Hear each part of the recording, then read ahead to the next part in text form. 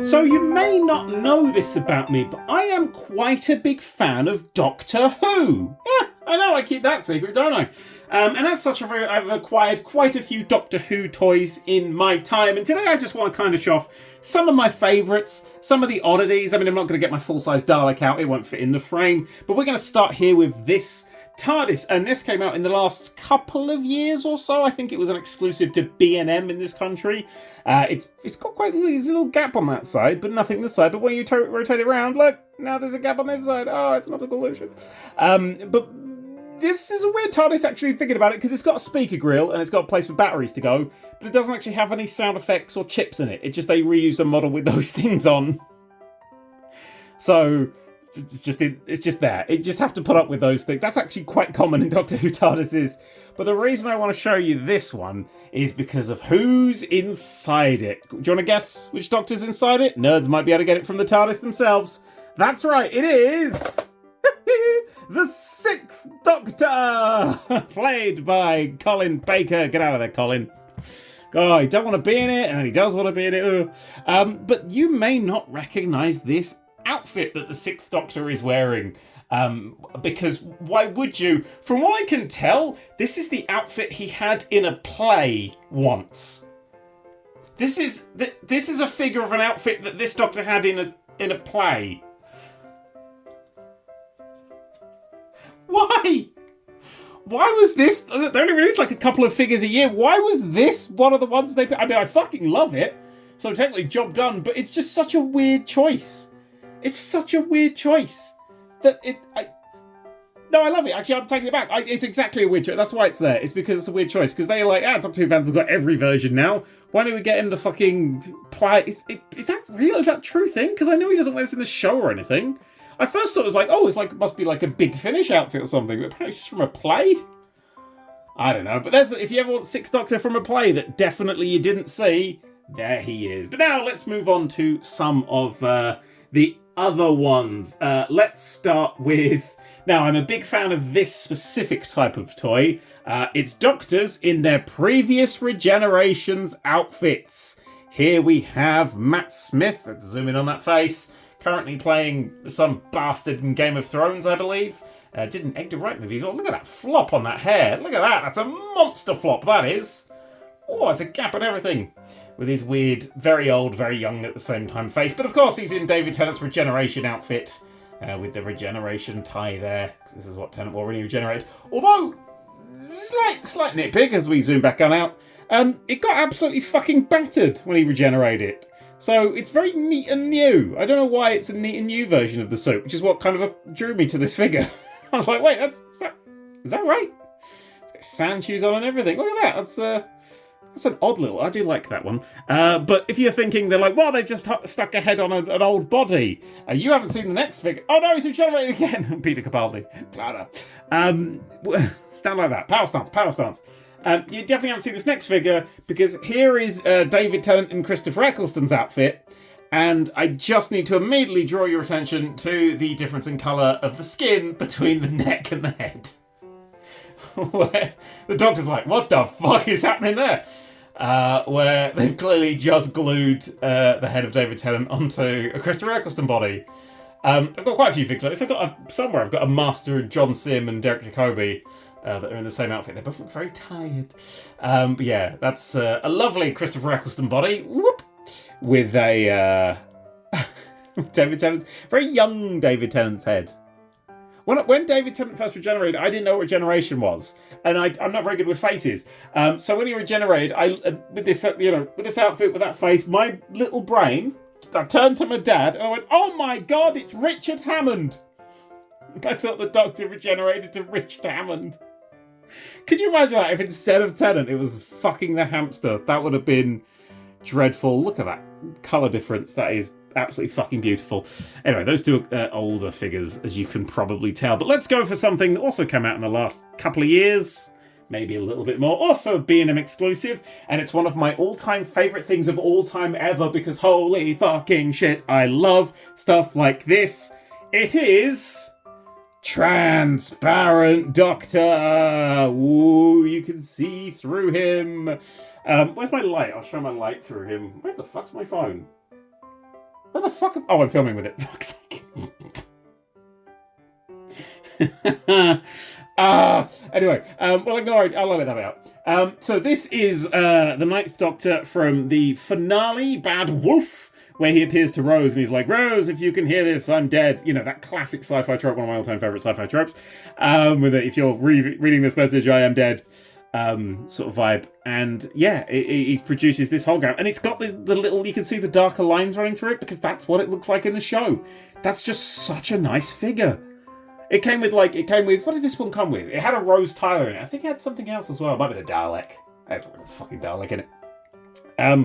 Yeah, oh, is it Martha? It might be Martha. Oh no, I don't remember. I got one that was like Yaz, and I was like, who the fuck's this? Anyway, the lovely figure, absolutely lovely figure. It really shows off the ears. That's the one problem with it. It really does no favours to the ears there. But that is just a beautiful figure of one of the absolute all-time greats to play Doctor Who. I love a bit of Chris Eccleston, and you can see, actually what I really love about this, right, is the coat is invisible. Look at that! Normally if you get these invisible ones, they're kind of like a solid unit, but you got see right through that coat. Isn't that fucking great? What a beautiful figure that is. Absolutely love that. Cherish that fucking thing. Anyway, that's some weird figures. Actually, let's put you over there for balance. Ironically, you didn't balance. Steady. They've all got none of them came with accessories, but they've all got like hands for sonic screwdrivers and stuff. So if you have those to hand, which you probably do because you're a fucking nerd watching this, that's all and well. That's all and fine and well. But I do have one more figure to show off. Actually, two more figures to show off because I found a double pack figure set thing. From the year it says 2004 here. Oh, BBC logo 2004. This must be 2005 because it is literally from the first series of the Doctor Who reboot, and I've realised I haven't set the framing up for this, so I hope it fits. Yeah, that's fucking good, isn't it? This is... Come on, Matt, out of the fucking way. Your series isn't yet. Come on, Sick, you've gone by this point. You can fuck off over there. After the big finish for them to fix you. This is the Slovene... I'll just bring it closer. The Slovene and the Space Pig from the episodes Aliens of London and World War III from Series 1, Christopher Eccleston's, two of Christopher Eccleston's finest episodes, if you ask me, and nobody else because everybody hates the fucking Slovene. But look! That's cool, right? That's a cool... I know they came across as just dudes in clearly obvious suits, but that's such a cool fucking mould of the Slovene. It looks like a legitimate threat. Also, there's a pig. And here's what they look like in the show. That pig's now doing adverts for... Frank came up with so many things. I've decided not to say any of them. Make your own joke up. You can fill in the blank on that one. That pig is now doing adverts for... Yeah, stick that in the comments. Nobody will read it, but it'll help the algorithm. Anyway, I'm going to open this, even though it is quite old, because I don't give a shit about boxes most of the time. And also, it's really fucking disgustingly yellow. And I think these will be much nicer out of the packet. So, let's get ripping. Oh, actually, let's get ripping. Let's see what's at the back. Slovene and Space Pig. Disco dancing Rose Tyler with 2 robot spiders. Captain Jack and the Empty Child. I have that Empty Child. I have him. I also have this. The Auton Twin Pack.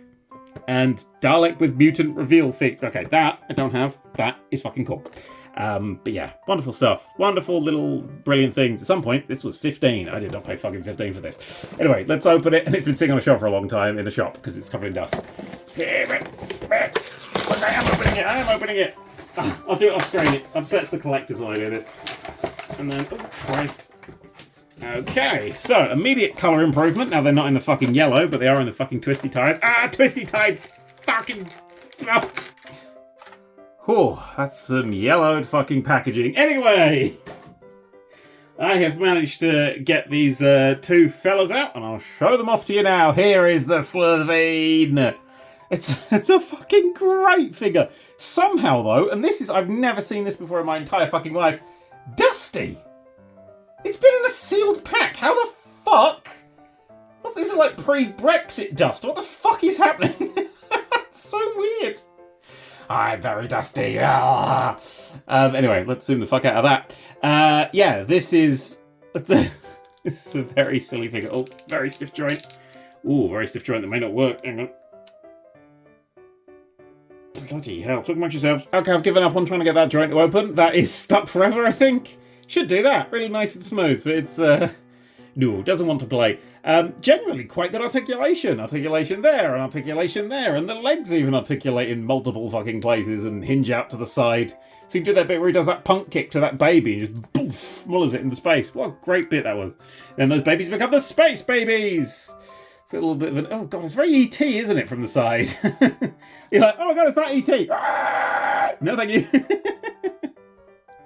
It's genuinely harrowing. I really like the Slovene. I thought they were a cool idea for a bad guy. They just, unfortunately, hit sort of a low-budget design with their big claws. Incredibly long hands and little handles for portability. So you could take your Slovene wherever you wanted to go.